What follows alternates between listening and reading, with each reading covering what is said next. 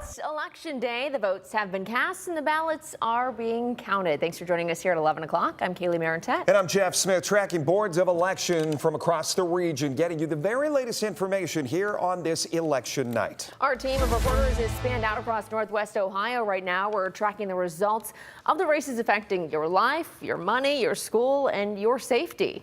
Sophia Perricone is watching Toledo City Council. Silver Barker is on a vote to decide the future of sports at Perrysburg schools. Steve Iwanek, he is watching the next chapter for Maumee City Council. But we want to start with Megan Hartnett tonight. Megan, one of Toledo's mayoral candidates, has already claimed victory.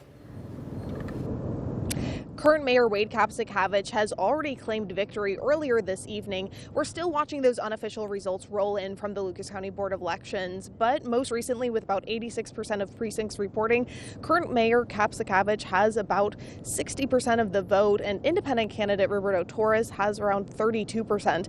This could be the first time that we'll have a mayor in Toledo serve 3 consecutive 4-year terms. The limit used to be 2 terms until voters passed an amendment to the city charter last year that allowed for a 3rd term. Independent candidate Roberto Torres says no matter what the results are, he's happy with the campaign he ran and the people who were involved with it. He says he plans on staying involved in the Glass City, probably in some sort of economic development capacity, which he has a background in.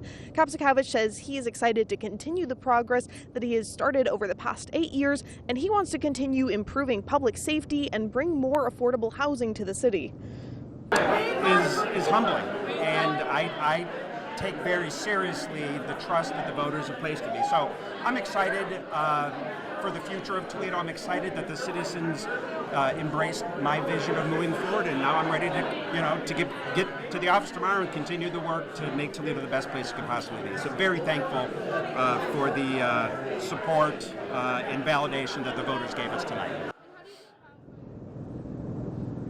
Kapsakavich says he is honored to be reelected not only once, but for a 2nd time. He says he's happy to see that voters have seen the progress that he believes the city has made when it comes to things like economic development over the past 8 years. He's excited to continue that. But just a reminder, these are unofficial results, so we will keep you updated once we get the final results. Reporting in East Toledo, Megan Hartnett, WTOL 11.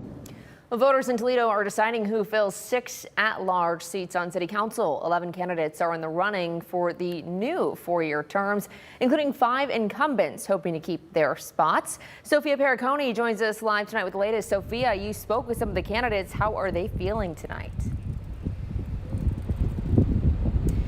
Kaylee, the candidates that I spoke to this evening a few hours ago really are all feeling pretty good as they're waiting for the results to come in. Now, taking a look right now at the latest unofficial results, more than 80% of precincts are reporting and leading the top 6 votes. As of right now, again, these are unofficial results, are incumbents Sir Sandra McPherson, Brittany Jones, Nick Comise, George Sarantu, and political newcomer Aaron Kramer, as well as Tom Winooski, who is a former council member himself looking to come back into council. Now, in total, there are 11 candidates trying to get these 6 seats.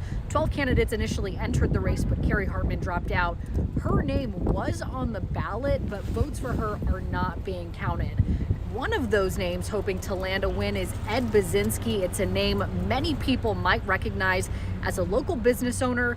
We spoke to him just a couple hours ago about his campaign so far.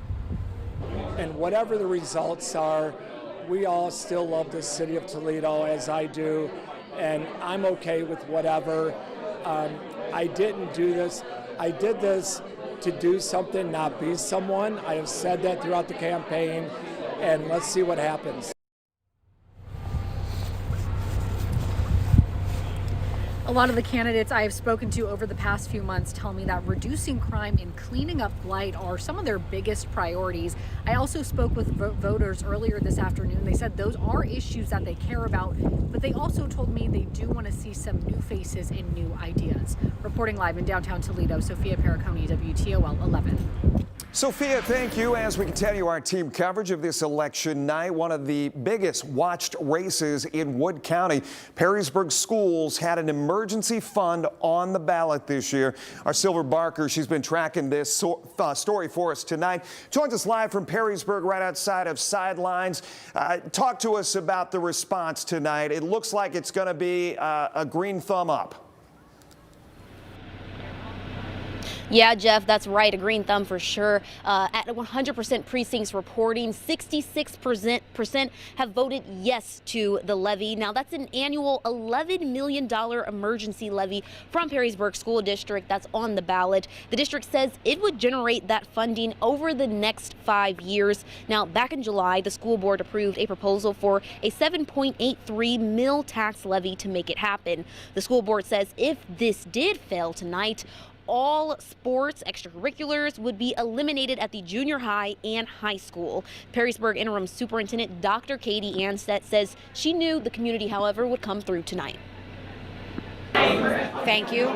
We're just so grateful to our community. Honestly, this community's come out in ways that were, I wouldn't say unexpected. This is exactly what I expected.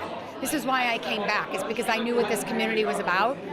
So it's not unexpected to me. I think to some it is, but this is exactly what I expected all along, was that this community would wrap its arms around our students and do the right thing. Now, this levy does follow after a $6 million budget cut after the failure of the replacement levy last November. I asked Dr. Ansett tonight whether that would be restored or those budget cuts, would we see that come back to the district. Unfortunately, she said those would not be restored. Reporting live in Perrysburg, Silver Barker, WTOL 11. Staying in Perrysburg, voters in that town casting their ballots tonight to decide who will become the city's next mayor.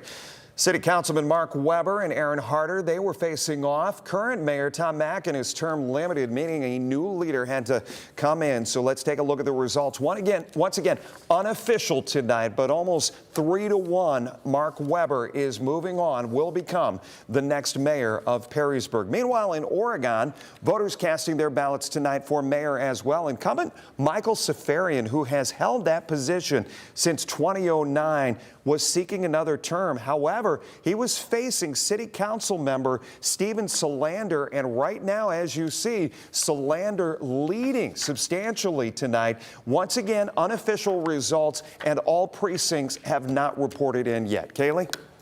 Lynn, Mommy, voters are deciding who will fill 4 open spots on City Council with 7 candidates in the running.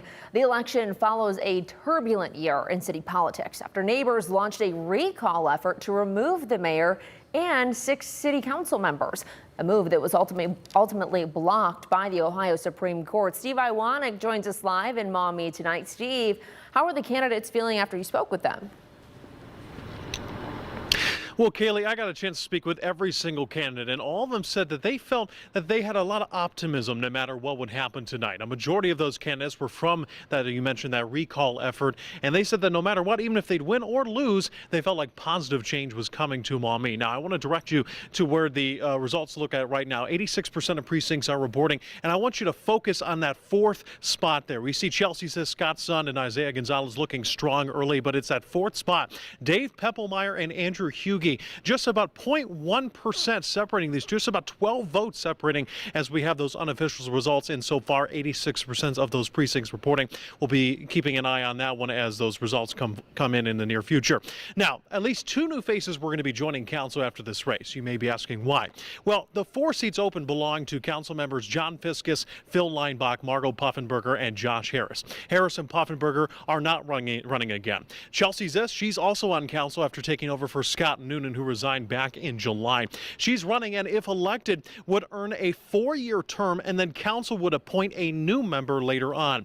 If she lost, she would keep her seat and then would have to run again next year. Now, I did speak with Ziss and fellow candidate Isaiah Gonzalez, who both told me that their efforts are for bringing people together and running what they say is a more transparent government. Pure positivity for Maumee. That's all it is. Stay positive and move forward. Forget what happened before. Let's let stuff go and just keep moving forward. We've been having a lot more committee meetings, whereas previously they're as needed basis. You might see them meet once every 6 months or once a year, and recently we've been having them on a regular basis.